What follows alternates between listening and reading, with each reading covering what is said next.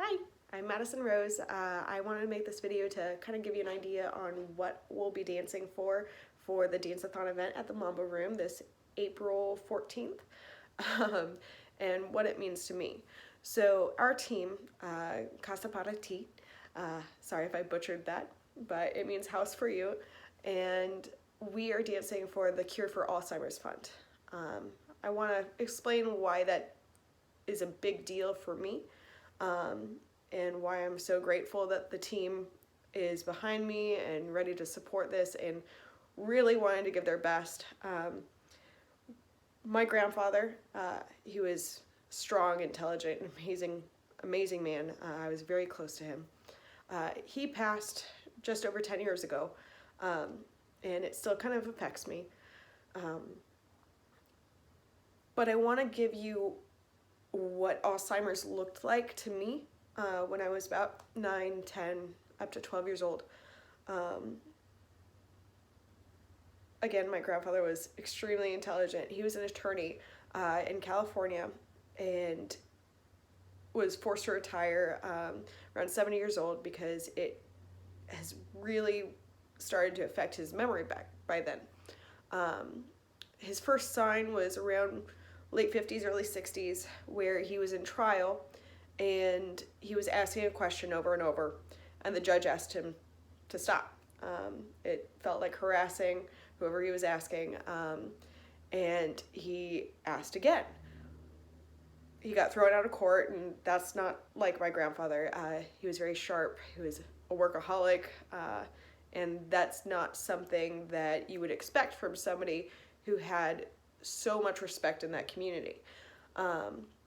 So my grandma started kind of paying attention, and she noticed things, short-term memory mostly, getting lost, just not really fitting in puzzles for him. So 70 years old, she forced him to retire. Now something that she told me she would have changed had she known is how she adapted through everything. If any of you know anybody with Alzheimer's, even autism, change is not a good thing. Routine is a good thing.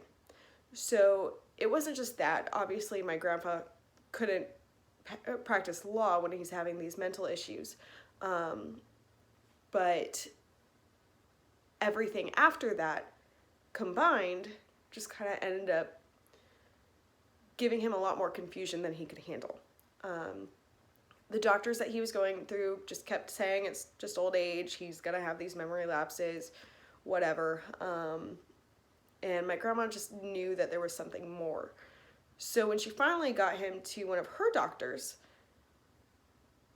they kind of got an idea of what Alzheimer's was, but also he had his license revoked. So that's another huge change. He loses his practice, my dad takes over, and then he loses his driver's license. That was just really hard for him, but he was still this big teddy bear to me, and I loved going over to their house and just sitting on his lap the entire time, even if I got too big. You know, it was one of those relationships. I just loved him so much. And so I was 9 years old when things started getting pretty rough.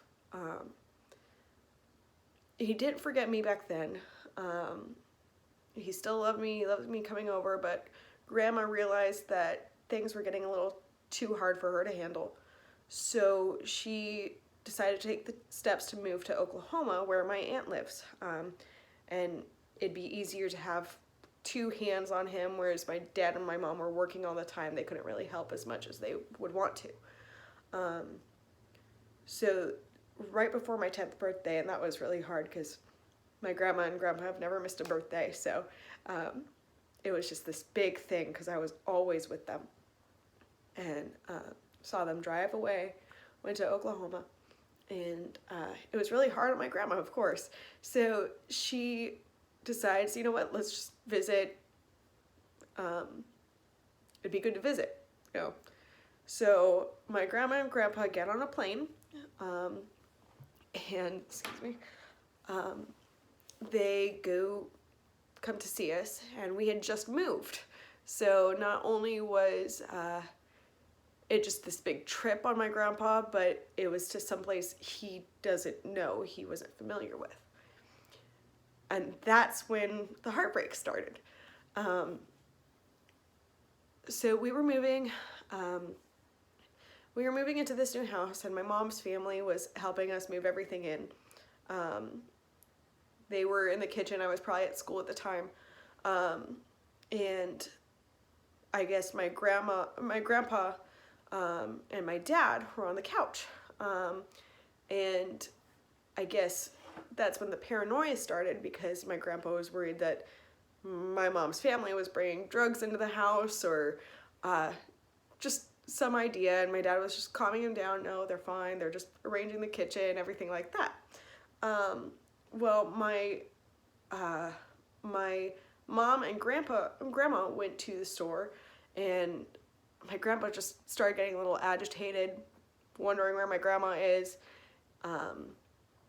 And I guess he went to grab his cane, went outside.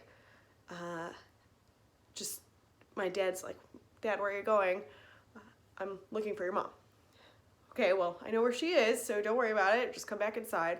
Well, he kind of starts taking off, going towards the end of the street, turning away from the street, and my dad's just giving chase. It was a Saturday, so my dad's like comfortable, not wearing any shoes. And if you guys know my dad, he has pretty long hair, so it was probably all over the place, looking like a crazy person, chasing my grandpa. Well, my grandpa starts yelling for help, and my grandpa just happens to run into a car. She pulls over, and he gets in the car. He says, "This man's following me, help, just get me out of here. He's trying to kidnap me." And so my dad gets up to the car, and he's like, "I'm sorry." My dad's confused. However, he looks like a crazy person. So, of course, the woman just starts taking off, and my dad calls my grandma, says, "Hey, so lost Dad. Can you come here?" So he came home, and they went to the police department, and they had him over at the Target that we lived by in La Habra. Well, it wasn't Target back then, but it's Target now. I guess the woman just kind of drove him 5 minutes away, dropped him off, "See ya." And yeah, so he was very, very confused, and he just wanted to go home, but he didn't know where home was, because there were so many different homes at that time. And I remember during that trip, he was in our guest bedroom, and they were just trying to get him excited and grounded and everything, so they pulled me in the room, and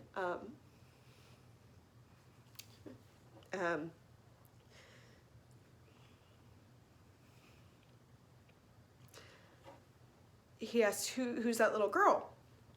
And they're like, "That's your granddaughter. That's who we came to see." "Isn't that a shame?" he says. "I don't know her." And I understand that it wasn't him forgetting about me. It's just that terrible disease.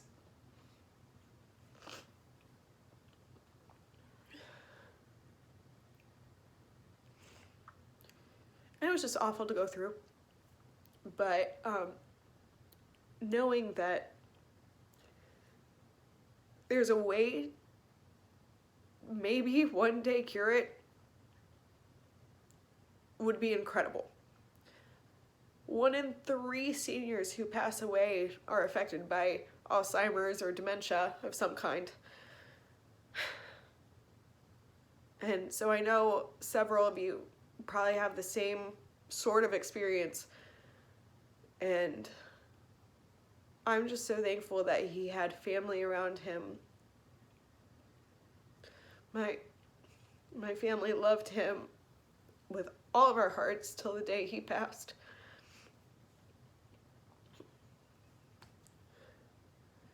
And my grandma is the strongest woman in the world.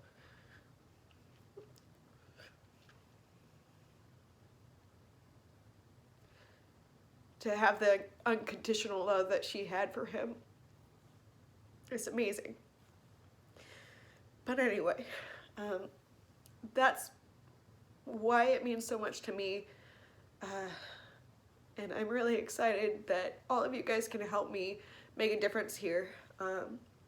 We'll be dancing for 12 hours straight at the Mambo Room. I'll post a link as to how you could help donate, and it would just mean the world to me for you to participate in that. And just thanks for listening to my story. I know my grandpa's proud of me right now, and I miss him a lot. But he lives on in our memories, in our prayers.